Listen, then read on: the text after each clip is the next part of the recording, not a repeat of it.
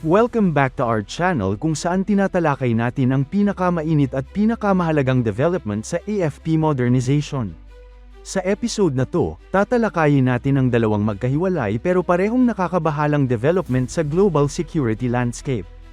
Una, ang matinding akusasyon ng China laban sa Japan, isang paratang na nagsasabing may kakayahan umano ang Tokyo na mag-develop ng nuclear weapons.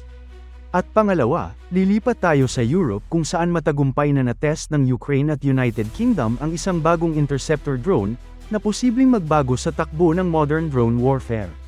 Pero bago tayo magpatuloy, tandaan natin na ang matatag na Pilipinas ay hindi lang nabubuo sa lakas militar, kundi sa maayos na pamahalaan, paglaban sa korupsyon, pagtanggi sa political fanaticism, at pagsugpo sa fake news.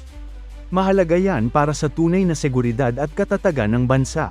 Magsimula muna tayo sa East Asia, kung saan muling uminit ang tensyon sa pagitan ng China at Japan. Kamakailan, opisyal na inakusahan ng Beijing ang Tokyo na may kakayahang lihim na mag-develop ng nuclear weapons. Ayon sa China, ang Japan ay may sapat na weapons-grade plutonium, advanced nuclear technology, at industrial capacity para makagawa ng nuclear bomb kung sakaling magbago ang political decision ng bansa. Para sa China, hindi raw ito simpleng haka-haka. Binanggit nila ang civilian nuclear infrastructure ng Japan, kabilang ang nuclear reprocessing facilities at ang malaking stockpile ng separated plutonium. Sa pananaw ng Beijing, sobra raw ito kumpara sa pangangailangan ng Japan para sa peaceful nuclear energy. Ang punto ng China, kung may materyales ka, may teknolohiya ka, at may delivery systems ka, nuclear capable ka na kahit hindi ka pa aktwal na gumagawa ng armas. Dagdag pa rito, ikinokonekta ng China ang issue sa recent defense policy shifts ng Japan. Sa mga nakaraang taon, unti-unting iniwan ng Tokyo ang striktong pacifist posture nito. Pinalalawak na ngayon ng Japan ang long-range strike capabilities, nag-i-invest sa missile technology, at mas pinapalalim pa ang military cooperation nito sa Estados Unidos. Para sa Beijing, ang kombinasyong ito, nuclear materials, missile tech, at mas agresibong defense posture, ay red flag. Pero mariing itinanggi ng Japan ang lahat ng akusasyon. Ayon sa Tokyo, nananatili silang tapat sa kanilang three nuclear principles, hindi magpoposes, hindi magpoproduce, at hindi magpapapasok ng nuclear weapons sa kanilang teritoryo. Paalala ng Japan, ang kanilang nuclear program ay purely civilian, mahigpit na minomonitor ng international safeguards, at compliant sa Nuclear Non-Proliferation Treaty o NPT. Mahalagang tandaan na ang Japan ay isa sa mga pinaka-transparent na bansa pagdating sa nuclear energy. Lahat ng nuclear facilities nito ay under international inspection. Wala ring ebidensya, kahit mula sa independent analysts, na aktibong gumagawa ang Japan ng nuclear weapons. Sa madaling salita, may kakayahan, pero walang ebidensya ng intensyon. Dito nagiging interesante ang usapin. Sa strategic studies, may tinatawag na latent nuclear capability. Ibig sabihin, isang bansa na may teknolohiya at resources para gumawa ng nuclear weapon, pero pinipiling huwag gawin ito. Kasama sa grupong ito ang Japan, Germany, at South Korea. Alam ito ng China, alam din ito ng US, at alam din ng Japan mismo. So bakit ngayon lang umingay ang issue? Ayon sa mga analyst, posibleng ginagamit ito ng China bilang diplomatic pressure tool. Sa kasalukuyan, binabatikos ang Beijing dahil sa mabilis nitong military expansion, nuclear modernization, at aggressive posture sa Taiwan at South China Sea. Sa pag-atake sa Japan sa usaping nuclear, maaaring sinusubukan ng China na baliktarin ang narrative at ilihis ang atensyon ng international community. May isa pang factor, North Korea. Habang patuloy ang nuclear weapons development ng Pyongyang, mas nagiging dependent ang Japan sa US security umbrella. Ang mas malalim na US-Japan alliance ay hindi ikinatutuwa ng China. Kaya ang nuclear accusation ay pwedeng tingnan bilang bahagi ng mas malaking information at influence campaign.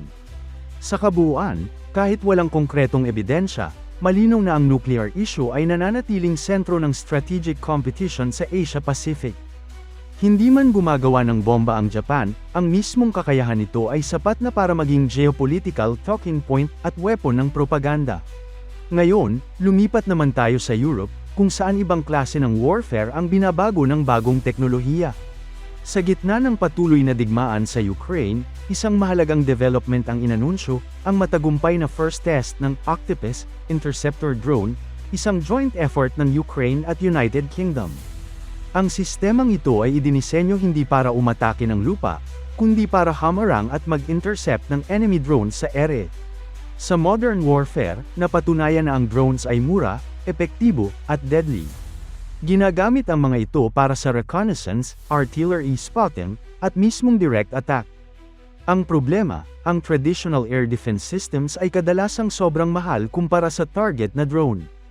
Isang surface-to-air missile na nagkakahalaga ng milyon, laban sa drone na libo lang ang presyo, hindi ito sustainable. Dito natin mas mauunawaan kung bakit napakahalaga ng ganitong klaseng teknolohiya para sa Ukraine. Sa aktwal na battlefield, hindi isang drone lang ang problema, kundi sabay-sabay na pag-atake ng maraming murang drones na layuning ubusin ang air defense ng kalaban. Ito ang tinatawag na drone swarm tactic. Kapag napilitan kang gumamit ng mamahaling missile laban sa murang drone, talo ka agad sa cost exchange kahit matagumpay ang interception. Ang Octopus Interceptor ay isang malinaw na sagot sa problemang ito. Sa halip na isang high-end missile, isa ring drone ang panlaban, mas mura, mas mabilis i-produce, at mas madaling i-deploy. Ibig sabihin, pwedeng makipagsabayan ang depensa sa dami at bilis ng banta. Hindi na kailangang ubusin ng strategic air defense assets para lang pabagsakin ang low-cost targets. Bukod pa rito, ang ganitong sistema ay nagpapakita ng pagbabago sa military thinking. Mula sa centralized air defense, papunta sa distributed at layered drone defense, kung saan ang maliliit at autonomous systems ang unang sumasalubong sa banta. Para sa Ukraine, na patuloy na nakararanas ng drone at loitering munition attacks, ang ganitong innovation ay hindi lang upgrade, ito ay necessity. Sa mas malawak na konteksto, ipinapakita rin ito kung paano nagiging laboratory ng modern warfare ang Ukraine conflict, kung saan ang mga bagong ideya ay mabilis na time test, ina-adjust, at agad na ipinapasok sa aktwal na operasyon. Dito pumapasok ang Octopus Interceptor. Ayon sa ulat, matagumpay nitong na-intercept ang target drone sa unang test pa lamang. Ang konsepto ay simple pero revolutionary, gumamit ng murang interceptor drone para pabagsakin ang isa pang drone. Drone kontra drone. Ang ganitong sistema ay posibleng maging game changer. Una, mas mura ito kaysa missile-based air defense. Pangalawa, mas flexible at scalable. Pangatlo, pwede itong i-deploy ng mabilis sa front lines. Para sa Ukraine, na patuloy na hinahamon ng Russian drone swarms, malaking tulong ito. Hindi pa opisyal na inanunsyo kung kailan ito papasok sa full production, pero malinaw na ang direksyon, drone warfare is evolving fast.